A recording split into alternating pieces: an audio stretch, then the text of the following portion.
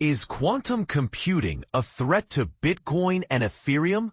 Urgency, please. Imagine a future where the very foundation of cryptocurrency security is under threat, and some of the biggest names in the blockchain world are caught off guard.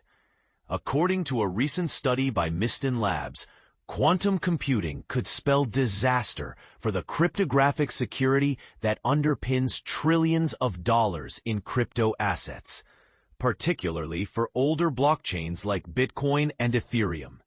The report, published on Wednesday, highlights that quantum computers, which operate on principles vastly different from traditional computing, could potentially break the cryptographic algorithms that keep blockchain transactions secure. This is primarily due to a mathematical technique called Shor's algorithm, which can efficiently solve problems that are currently considered unsolvable by classical computers, such as factoring large numbers, a task crucial for cracking many cryptographic systems.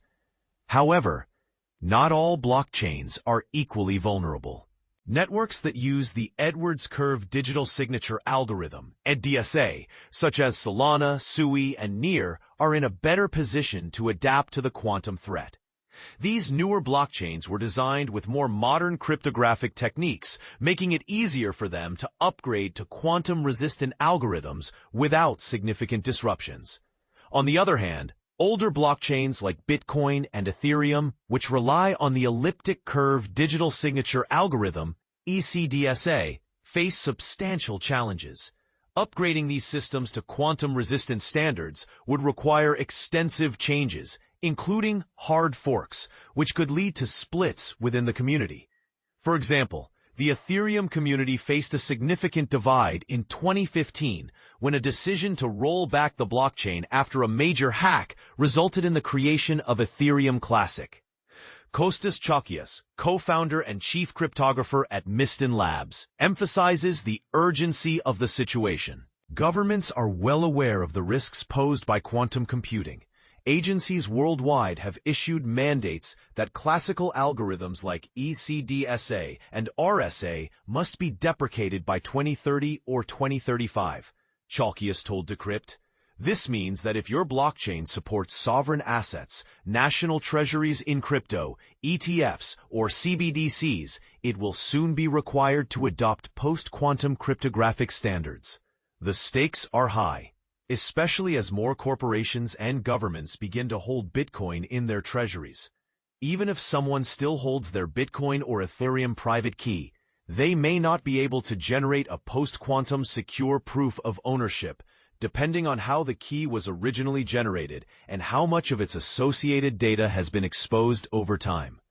While quantum computers aren't yet powerful enough to pose an immediate threat, experts like San Jose State University computer science professor Ahmed Banafa warn that the time to prepare is now.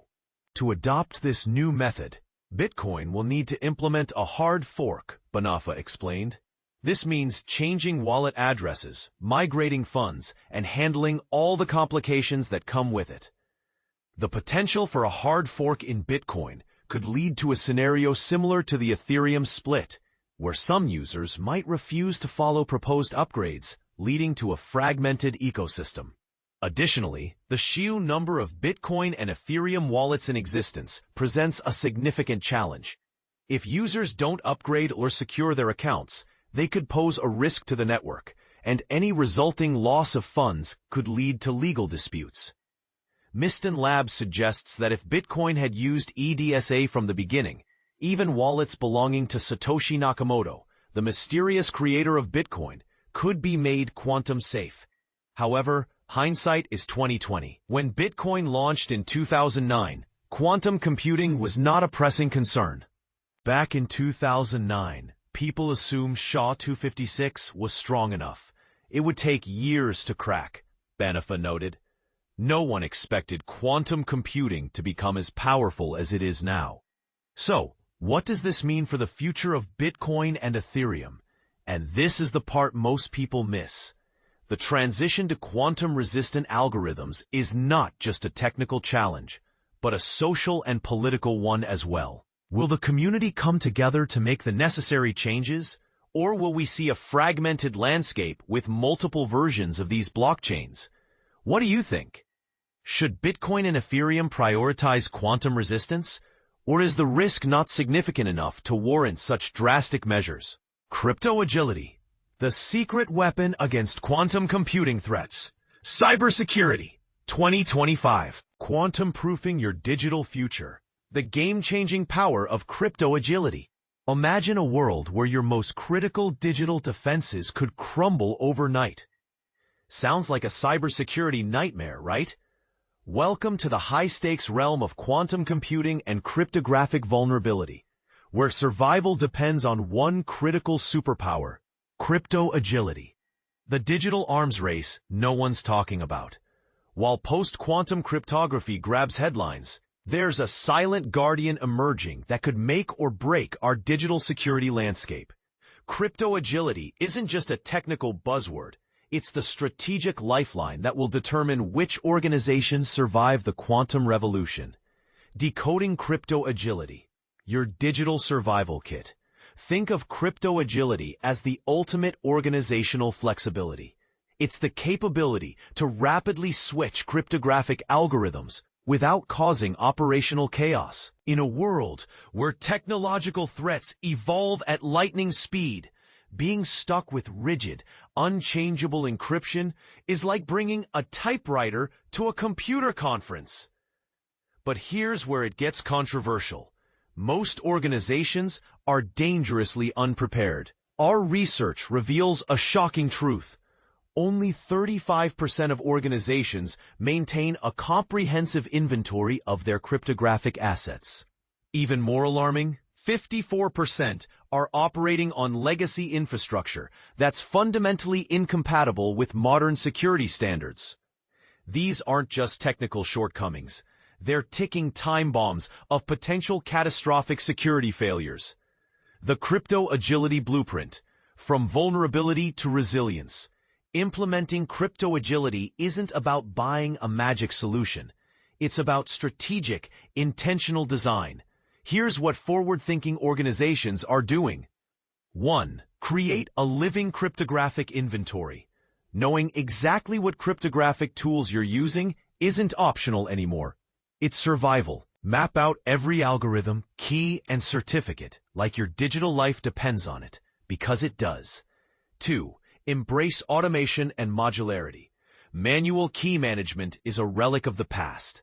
Implement automated rotation, use configuration-driven approaches, and design systems that can be updated faster than cyber criminals can exploit vulnerabilities. 3. Hybrid cryptography, the smart transition strategy. Some innovative organizations are already piloting hybrid approaches, combining classical and quantum-safe algorithms. This allows controlled, low-risk exploration of emerging standards.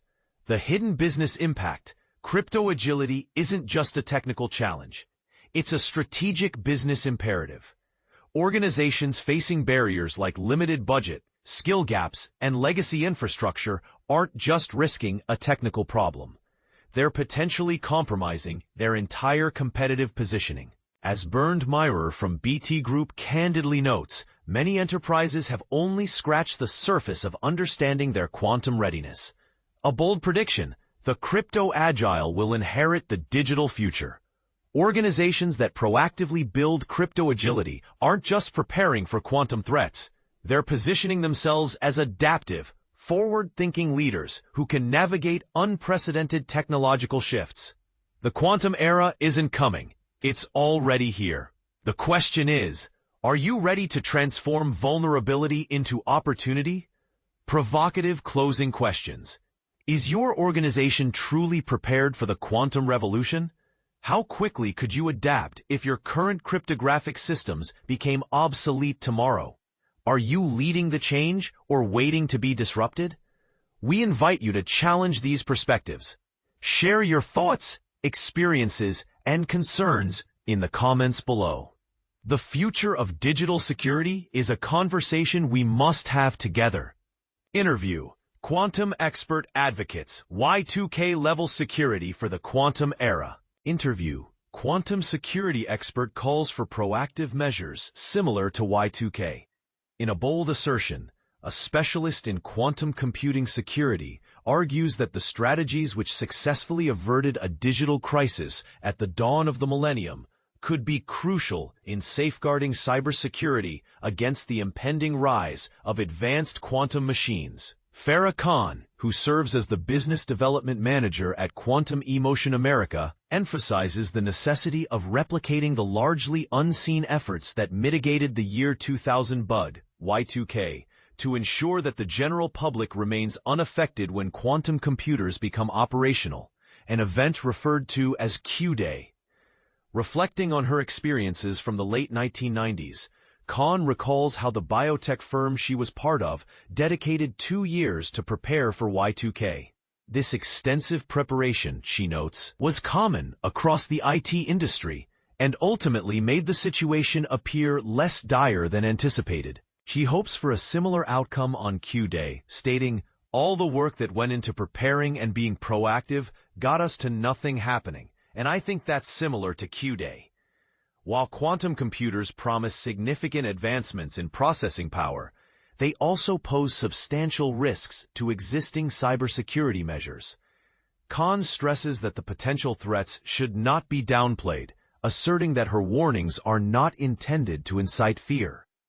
Drawing from her previous role as a counselor and later mayor of Irvine, California, she highlights the vulnerabilities that public infrastructure faces. Khan warns that cybercriminals are already gathering data with the intent to decrypt it once quantum technology becomes available, which could lead to malicious uses. She advocates for increased public awareness regarding the security implications of quantum computing, urging a collective acceptance that this is going to happen and a proactive approach to preparing for it. She emphasizes the importance of taking action now to avoid a chaotic scramble for solutions on Q-Day, where sensitive data could be compromised, affecting critical systems such as healthcare and government. The risks extend far beyond current concerns, potentially opening doors to threats that are not yet on our radar. In response to these challenges, Quantum eMotion has developed a unique randomized number generation system. Recent tests conducted in collaboration with the Platform for Digital and Quantum Innovation of Quebec, PINQ2, and IBM have demonstrated a high success rate in making cyber attacks computationally unfeasible. Utilizing IBM's Qiskit software, Quantum eMotion simulated Grover's algorithm, which is designed for unstructured search problems. The findings revealed that the effectiveness of Grover's algorithm diminishes significantly as the number of cryptographic keys increases. Khan explains that their generator adapts the codes hackers typically exploit, making it difficult for them to breach security measures quickly. A unique perspective on preparedness. Khan's tenure in public office provides her with a distinctive viewpoint on the readiness of both governmental and private sectors. She observes a growing recognition of the potential threats posed by quantum computing within the private sector. However, she expresses concern that government entities, whether local or national, are lagging behind in their preparedness compared to private organizations. In her opinion, private companies are often ahead of the curve, while public institutions are still trying to modernize outdated systems, and Khan points out that Irvine is home to educational institutions and startups that are at the forefront of secure innovation. She advocates for more standard-setting bodies to take the lead in quantum security initiatives, shifting from a reactive stance to a proactive one by investing in education, infrastructure, and partnerships that prioritize digital and quantum resilience. Khan has built a reputation as a mayor who championed the tech sector in Irvine, fostering dialogue among leaders from major companies, educational institutions, developers, and city officials to shape a vision for the future. This collaborative approach has led to increased support for tech incubators and accelerators, resulting in vibrant hubs of innovation throughout the city. She believes that a similar collaborative spirit is essential to tackle the challenges posed by quantum security. with governments playing a pivotal role in driving innovation through partnership. It's about reaching out and saying, "Please come and join us and let's figure this out together." She asserts that achieving this is entirely feasible, as history has shown that such collaboration can yield positive results. Building a resilient future. Khan argues that her experience in the private sector has been instrumental in enhancing Irvine's appeal to businesses and talent. However, she stresses the importance of ensuring resilience across various sectors, not just technology. When Irvine began to be recognized as the next Silicon Valley, she pushed for a diverse industrial base to avoid over-reliance on a single sector for economic stability. This industrial growth must be supported by policies that address affordable housing, public education, and even community safety, as Khan proudly notes that Irvine is among the safest cities in the nation. Despite progress, challenges remain. Khan highlights the ongoing underrepresentation of women in leadership roles, advocating for initiatives that provide girls with opportunities to engage with technology. She emphasizes that it's not just about coding classes. It's about hands-on experiences, mentorship, and real-world problem-solving. Access to STEM education is crucial, but Khan envisions more partnerships with organizations that offer girls exposure to robotics, AI, app development, and gaming. Early engagement is vital for building confidence and curiosity, which she believes are essential for long-term involvement in the tech industry.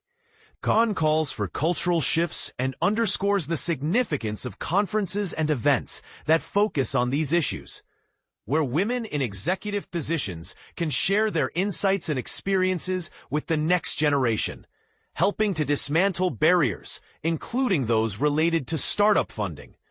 Overall, there is reason for optimism. Khan notes that change is underway, and the successful women of today are already paving the way for those who will follow in their footsteps.